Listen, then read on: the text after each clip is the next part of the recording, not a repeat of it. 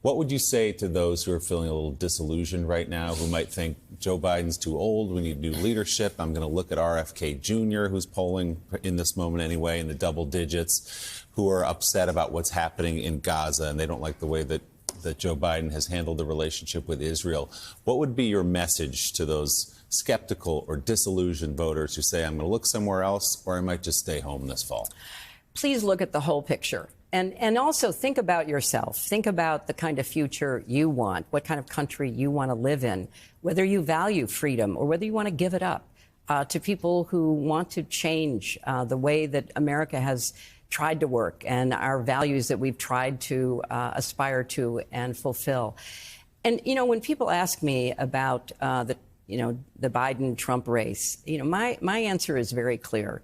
We have two old candidates. One is, yes, old and effective, has passed legislation that I think is going to put America on such a strong footing for the future, is compassionate, cares about people, tries hard to make the right decision, and they are complicated. The other is old and dangerous. I mean, why is that a hard choice for people? I think every one of us has an obligation as a citizen to try to figure out, waking up the morning after the election, do I want to throw my vote away? Do I want to not vote and let somebody who doesn't agree with me or care about me essentially fill that vacuum that I left?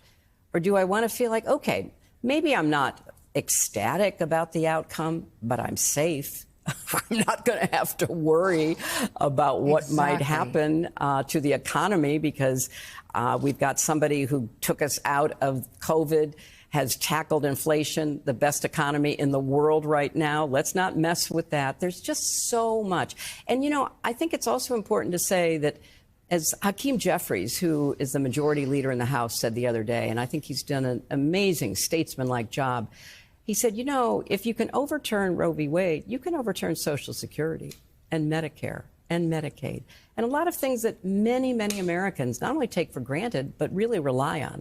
So I think the future is at stake, not just in a big abstract way, but in everybody's life and family.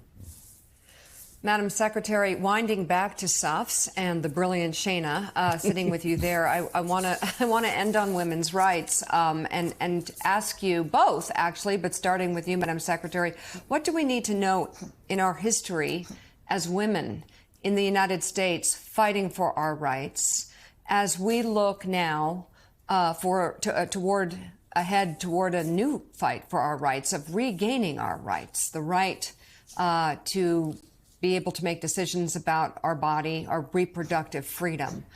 Women, as we all know, as you know, have been told to bleed out in parking lots, have been told to carry unviable fetuses to term, to then watch their baby die, creating trauma in the family and possibly sterilizing new mothers. We've got young rape victims that will be forced and have been forced to carry babies to term.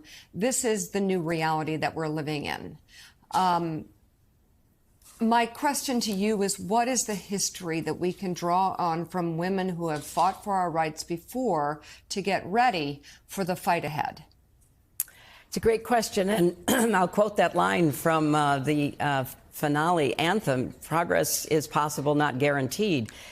Every generation has to keep alert and diligent. Not every generation necessarily has to fight, but this one does, and we all do, in order to take back our rights and to protect our rights.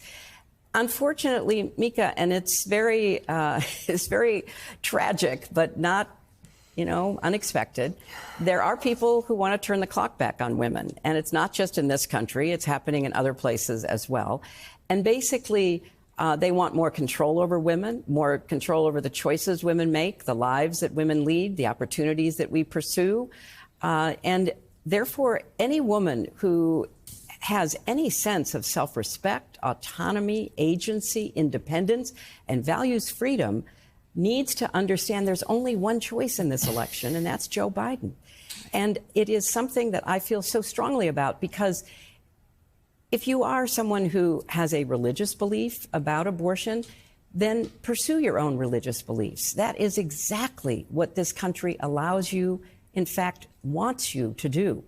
But that doesn't mean that you or any of your male allies get to impose your views on everyone else, every other woman in this country. But the final thing is the cruelty Yes. that is being exercised and celebrated.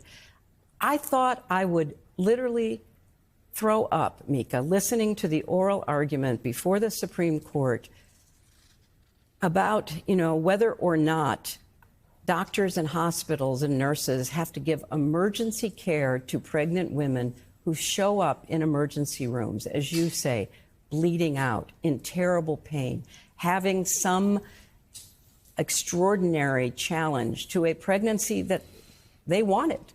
But now they are not only sick, but maybe dying. And to hear male justices of the Supreme Court parsing how many organs you have to lose in order to be eligible for emergency treatment, honestly, it was The Handmaid's Tale come alive. And it was so distressing to me that you would have that kind of conversation going on in the Supreme Court by a radical group of justices who literally want to turn the clock back. They want to turn it back on women. They want to turn it back on all kinds of advances that we've made. So just remember, progress is possible, not guaranteed. But one way we can help to guarantee it is by voting for a choice that will preserve our freedom. And that's what I hope women in this country do. Shana Taub, I'll end on you. Final thoughts, especially with this brilliant production that you've put together. Thank you. Well, a hearty amen to everything Secretary Clinton said. And, the epigraph of Safs on the first page of my script is a quote from the Talmud, which is, "You are not obligated to complete the work, but neither are you free to abandon it."